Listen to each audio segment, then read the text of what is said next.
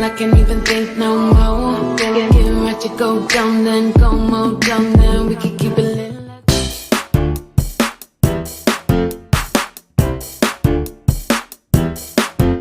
Assalamualaikum, hai adik-adik semuanya. Gimana kabarnya hari ini? Semoga selalu mendapatkan kabar yang baik ya. Nah, di sini Kak Nisa mau menjelaskan materi. Sebelumnya adik-adik sudah belajar nih mengenai ciri umum, teks deskripsi dan kaidah kebahasaan yang sudah dijelaskan oleh Bang Kiswan. Nah, materi selanjutnya yang akan Kakak bahas sekarang yaitu struktur teks deskripsi dan contoh-contoh telaahnya. Dan materi Kakak yang kedua membahas mengenai kaidah-kaidah kebahasaan teks eksposisi dan contoh-contoh telaahnya. Yuk kita belajar dan menyimak video Kakak ya. Materi pertama kita membahas struktur teks deskripsi. Supaya adik-adik lebih mengingat struktur teks deskripsi, di sini Kakak menyebutnya dengan IDC.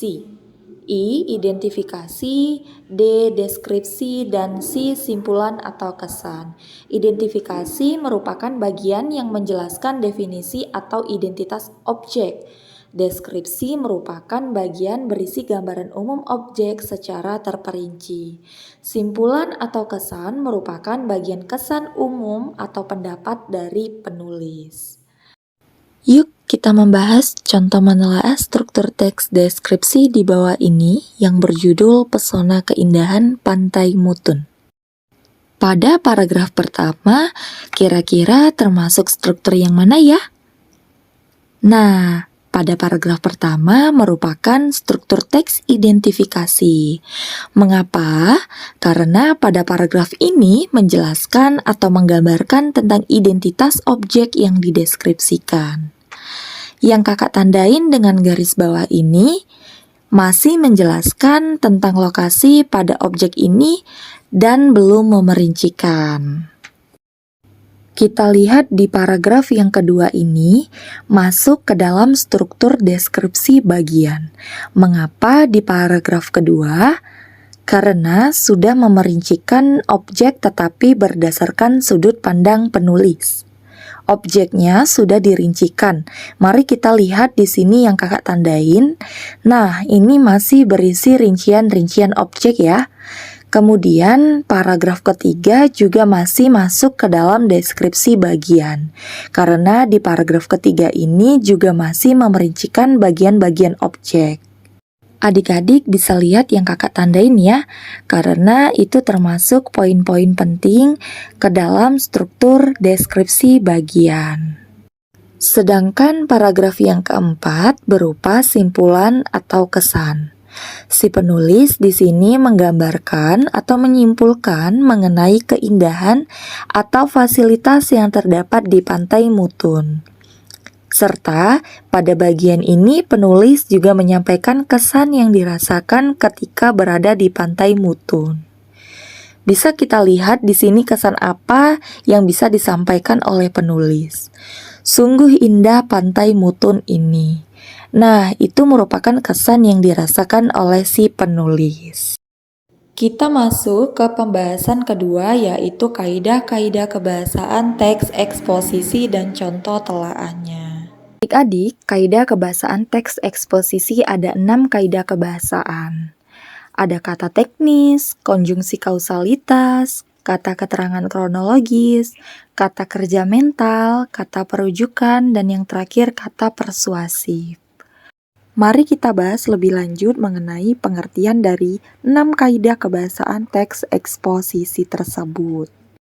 Nah, yang pertama yaitu kata teknis. Kata teknis adalah kata yang digunakan dalam bidang tertentu. Kata teknis berfungsi untuk membuat penjelasan lebih fokus dan menjadi ringkas serta tidak ambigu. Kedua, konjungsi kausalitas. Kata penghubung yang menyatakan sebab akibat, yaitu untuk menguatkan argumen penulis terhadap topik yang dibahas. Misalnya kata jika, sebab, karena, dengan demikian, akibatnya, oleh karena itu, dan sebagainya. Ketiga, kata keterangan kronologis adalah kata yang menyatakan keterangan waktu ataupun kata-kata yang menyatakan perbandingan atau pertentangan, seperti sebelum itu, kemudian, pada akhirnya, sebaliknya, berbeda halnya, namun, dan sebagainya. 4. Kata kerja mental adalah kata kerja yang mengungkapkan reaksi atau hubungan seseorang terhadap suatu tindakan, keberadaan, atau pengalaman. Jenis verba ini disebut juga dengan verba tingkah laku, yaitu sebuah kata kerja yang menggambarkan suatu tindakan, proses, atau situasi tertentu.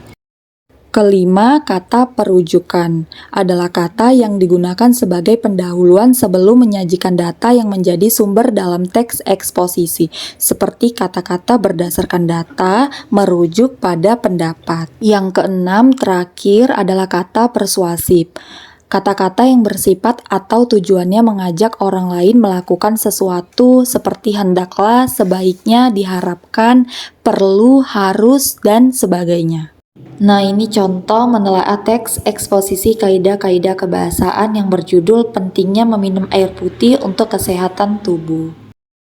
Yang kakak tandain dengan lingkaran merah ini termasuk contoh kata teknis, seperti air putih, mineral, dan dehidrasi. Selanjutnya, contoh konjungsi kausalitas, yaitu sebab mengakibatkan. Lalu, yang ketiga, contoh kata keterangan kronologis, yaitu contohnya dibandingkan. Keempat, contoh kata kerja mental, yaitu menyehatkan dan melembabkan. Kelima, contoh kata perujukan, yaitu berdasarkan hasil penelitian. Dan yang terakhir, keenam, adalah contoh kata persuasif, yaitu hendaknya.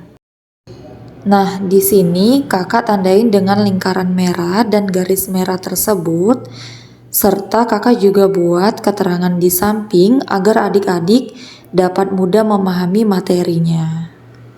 Nah, kita sudah mempelajari tentang struktur teks deskripsi dan contoh-contoh telaahnya dan kaidah-kaidah kebahasaan teks eksposisi dan contoh-contoh telaahnya. Setelah membaca dan memahami materi yang kakak sampaikan, selanjutnya untuk melatih pemahaman kalian, kakak akan memberikan tugas atau lembar kerja soal. Silakan akses kode di bawah ini untuk informasi tugas lebih lanjut. Sampai bertemu lagi dengan kakak. Assalamualaikum warahmatullahi wabarakatuh. Thank you.